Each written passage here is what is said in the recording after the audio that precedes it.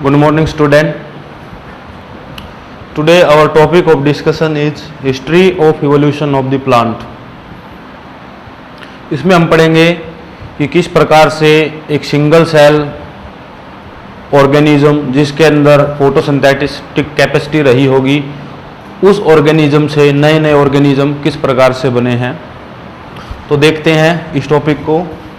Some single cell organism that appear 2000 million year ago had pigment to capture sunlight and release oxygen by photosynthesis. सबसे पहले single cell organism, जैसे हम आज के दिन पढ़ते हैं साइनोबैक्टीरिया। साइनोबैक्टीरिया के अंदर ऐसी कैपेसिटी होती है कि वो उसके अंदर क्लोरोफिल जैसे पिगमेंट होते हैं जिसके कारण वो फोटोसिंथेसिस करके ऑक्सीजन को रिलीज कर सकता है। फिर उसी से ही उसी सिंगल सेल प्रोकैरियोट से ही धीरे धीरे, जैसे हमने पढ़ा है ब्लू ग्रीन एल्गी के बारे में, BGA के बारे में, तो ब्लू ग्रीन एल्गी के अंदर भी क्या है, पिगमेंट्स होते हैं जो फोटोसिंथेसिस कर सकता है।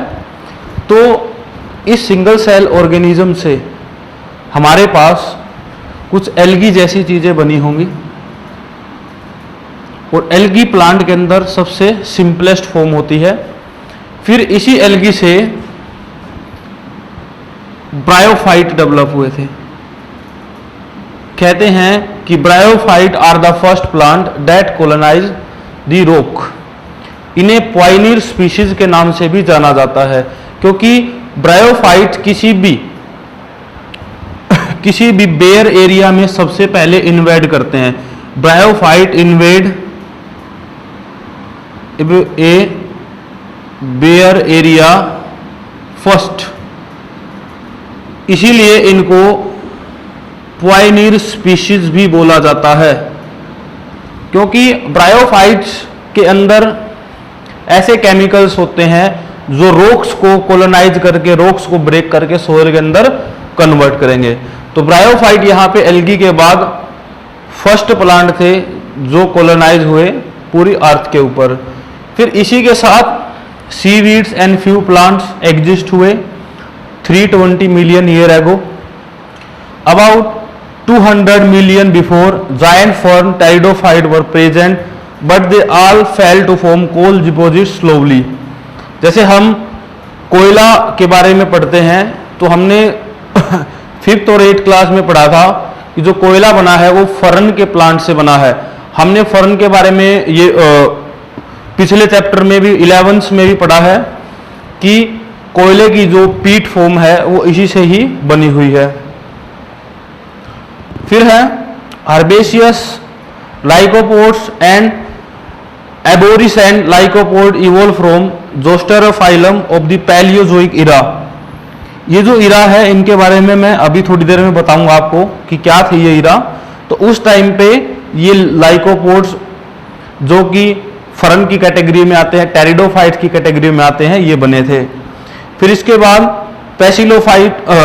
सिलोफाइटोन is the common ancestor of horsetail fern and gymnosperm. फिर इस प्लांट से जो है हमारे पास फर्न और जिम्नोस्पर्म डेवलप हुए, ठीक है। और इसी जिम्नोस्पर्म में सीड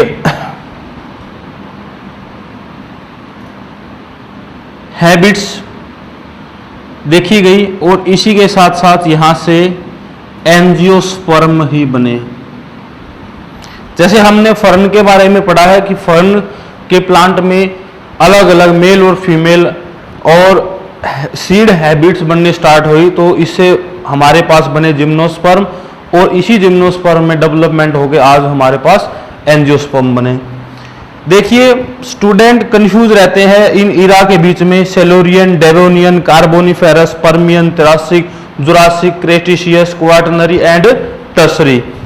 तो हमारे पास हमारी एनसीईआरटी बुक के अंदर एक टेबल है। स्टूडेंट काफी कंफ्यूज रहते हैं कि इस टेबल को किस प्रकार से याद करें।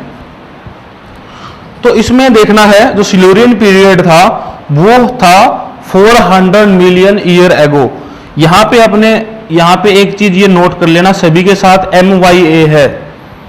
सिल्यूरियन 400 मिलियन ईयर एगो पहले था, डेवोनियन इरा था वो 350 था, कार्बोनिफेरस 300, पर्मियन 250, त्रियासिक 200, जुरासिक 150, क्रेटिशियस 100, क्वाटरनरी 50 और ट्रसरी 0।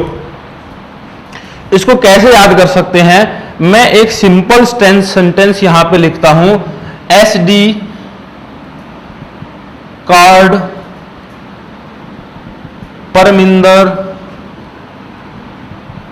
तिवारी जैसी 3-4 दिलवा दो। मैंने लिखा कि एसडी कार्ड, हमारे पास नहीं होता जो एसडी कार्ड फोन में लगाते हैं उसे बोलते हैं एसडी कार्ड, और एसडी कार्ड को बनाया था परमिंदर तिवारी जी ने, आपको पता हो। तो मैंने एक सेंटेंस लिखा है, एसडी कार्ड परमिंदर तिवारी जैसी 3-4 दिला दो। ठीक है, तो हमारे पास याद हो जाएगा एस फॉर सिलोरियन। आप यहां पे याद रखो, सिलोरियन जो पीरियड था वो 400 मिलियन ईयर एगो था। उसके बाद आप 50-50 माइनस करते जाओ, आपको याद रह जाएगा। एसडी कार्ड परमिंदर तिवारी जैसी 3-4 दिलवा दो। Silurian, Devonian, Carboniferous, Permian, Triassic, Jurassic, Cretaceous, Tertiary और क्वाटरनरी। तो इस टेबल को आप आसानी से कर सकते हो। यहां से जो क्वेश्चन बन सकता है ब्रायोफाइट से बन सकता है कि ब्रायोफाइट को पायनियर स्पीशीज बोलते हैं, या ये पूछ सकता है कि सिलोफाइटोन क्या है, फर्न का और जिम्नोस्पर्म का क्या है, एक एंसेस्टर है, कॉमन एंसेस्टर दोनों का। ठीक है, तो यहां से क्वेश्चन बन सकता है इस 5th पॉइंट से, और ब्रायोफाइट से क्वेश्चन बन सकता है। तो आपने इस पॉइंट को ज्यादा से ज्यादा नोट करना है। सिलोफाइटोन है वो कॉमन एंसेस्टर है होस्टेल का, फर्न का और जिम्नोस्पर्म का। जो होस्टेल और फर्न है ये अपने टेरिडोफाइट है, और जिम्नोस्पर्म का ये कॉमन एंसेस्टर है। तो इस टॉपिक को आप नोट कर लीजिए। Evolution of the man, the common ancestor of app and man primate Dryopithecus that live 15 million year ago.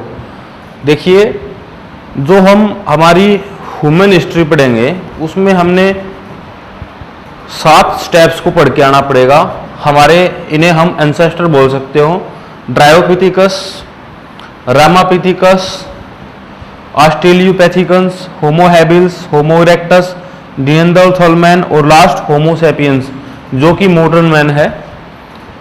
जो हमारा कॉमन एंसेस्टर था एप का और मैन का प्राइमेट्स के अंदर, वो था ड्रायोपिथेकस, जो कि 15 मिलियन ईयर एगो रहता था।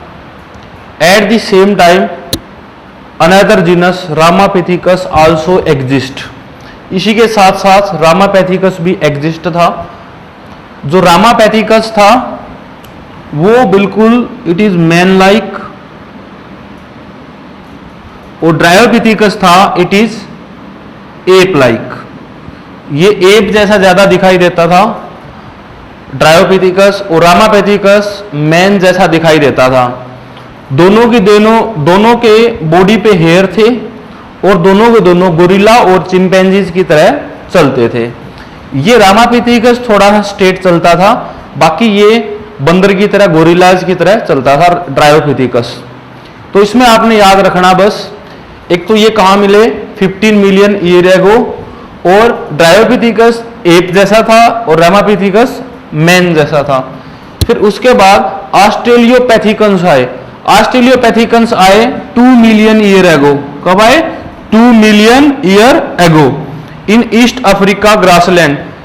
ठीक है, अब आपने ध्यान देना है, कई स्टूडेंट क्या करते हैं, ये ऑस्ट्रेलियोपैथिकन सुनते ही, ऑस्ट्रेलिया सुनते ही समझेंगे कि इनकी जो इवोल्यूशन हुआ, इनकी जो उत्पत्ति हुई वो ऑस्ट्रेलिया में ही होगी। लेकिन आपने ध्यान रखना, ऑस्ट्रेलियोपैथिकन्स कहां मिले थे? ईस्ट अफ्रीका ग्रासलैंड में मिले थे। 2 मिलियन ईयर एगो कहां मिले थे? अफ्रीका के अंदर मिले थे। फिर है इनकी ब्रेन कैपेसिटी थी 450 to 600 क्रेनियल कैपेसिटी। जो सीसी वर्ड है, सी और सी का मतलब, इस सी का मतलब है क्रेनियल और सी का मतलब कैपेसिटी। तो इनकी क्रेनियल कैपेसिटी कितनी थी? 450 to 600। फिर हमारे पास आए Homo habilis. Homo habilis this is called first human like being hominid. इन्हें पहले ह्यूमन लाइक एनिमल बोला था, तो इसीलिए यहाँ पे वर्ड लिखा मिलेगा हमारे पास सभी के साथ होमो होमो होमो, क्योंकि ये बिल्कुल ह्यूमन जैसे थे। ये इनकी जो ब्रेन कैपेसिटी थी वो 650 to 800 सीसी थी। डिड नॉट ईट मीट, ये मीट नहीं खाते थे। फिर हमारे पास आए Homo erectus, their fossil were found in Java, तो इसलिए इन्हें जावा मैन भी बोला जाता है। होमो इरेक्टस को क्या बोला जाता है, आपने ध्यान रखना, होमो इरेक्टस को बोला जाता जावा मैन। ये क्वेश्चन पूछा हुआ है कि जावा मैन किसे बोला है, तो आपका आंसर रहेगा होमो इरेक्टस। ये मिले थे 1.5 मिलियन ईयर एगो, और इनकी क्रेनियल कैपेसिटी कितनी थी, 900 सीसी थी, और ये मीट खाते थे। यहां से क्वेश्चन ज्यादा से ज्यादा बनता है, होमो इरेक्टस से क्वेश्चन ज्यादा से ज्यादा बनता है, आपने बिल्कुल ध्यान रखना है। होमो इरेक्टस से क्वेश्चन बनेगा कि इनके फॉसिल कहां मिले, जावा में मिले। इनकी क्रेनियल कैपेसिटी कितनी थी, 900 सीसी थी, 900 सीसी थी। फिर उसके बाद आए Neanderthal man, their fossil were found in Near East and Central Asia. ये पूछा जा सकता है कि नियंदरथल मैन के फॉसिल कहां मिले, ईस्ट एंड सेंट्रल एशिया के अंदर, ठीक है। और ये कब रहते थे, 1 लाख से 40,000 साल पहले ये देखने को मिले थे हमें। ब्रेन कैपेसिटी इनकी सबसे ज्यादा है, पूछ लेते हैं कितनी, तो 1400 सीसी, 1400 सीसी इनकी क्या है, ब्रेन कैपेसिटी है। फिर ये क्या करने लगे भाई, कपड़े वगैरह या कोई छाल वगैरह पेड़ों की अपनी बॉडी को प्रोटेक्ट करने के लिए, they use hide to protect their body and buried the dead, अपने डेड को, मरे हुए को दफनाने लगे। और उसके बाद ये अलग अलग कॉन्टिनेंट में चले गए, और डिफरेंट रेसेस, जो हम रेसेस पढ़ते हैं कि भाई ये गुप्ता डायनेस्टी है, ये मुस्लिम डायनेस्टी है, अलग अलग जो डायनेस्टी पढ़ते हैं, तो वो अलग अलग रेसेस में तब्दील हो गए। फिर हमारे पास मॉडर्न मैन है, होमो सैपियंस। हम arose during ices between 75,000 to 10,000 year ago. इसके बाद एग्रीकल्चर, 10,000 साल के पहले एग्रीकल्चर, कल्टीवेशन और सेटलमेंट स्टार्ट हो गया।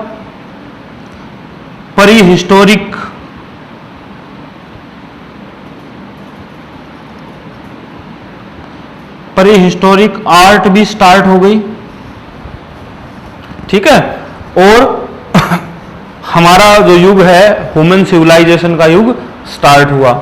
तो ये था सबसे इंपॉर्टेंट टॉपिक इस चैप्टर से, इवोल्यूशन ऑफ मैन। यहां पे आपने क्या करना है, एक तो होमो इरेक्टस को ज्यादा से ज्यादा ध्यान रखना है, इसकी ब्रेन कैपेसिटी, कहां पर इसके फॉसिल फाउंड हुए। फिर नियंदरथल मैन की ब्रेन कैपेसिटी कितनी थी, 1400 सीसी, कहां पे ये इसके फॉसिल मिले, ईस्ट एंड सेंट्रल एशिया में। और यहाँ पे आपने ध्यान रखना है कि ऑस्ट्रियोपैथिकन्स कहाँ थे, अफ्रीका में थे, ना कि ऑस्ट्रेलिया में, ठीक है। ये स्टोन से हंट करते थे लेकिन फ्रूट ही खाते थे, ये भी फ्रूट खाता था, ये मीट खाने लग गया, ठीक है। तो यहां से कुछ बिल्कुल ध्यान से आपने करना है, होमो इरेक्टस को लेकर, नियंदरथल मैन को लेकर, होमो हैबिलिस, इन 3 से ज्यादा क्वेश्चंस आते हैं। तो ये था हमारा टॉपिक, इसे आप नोट कर लीजिए।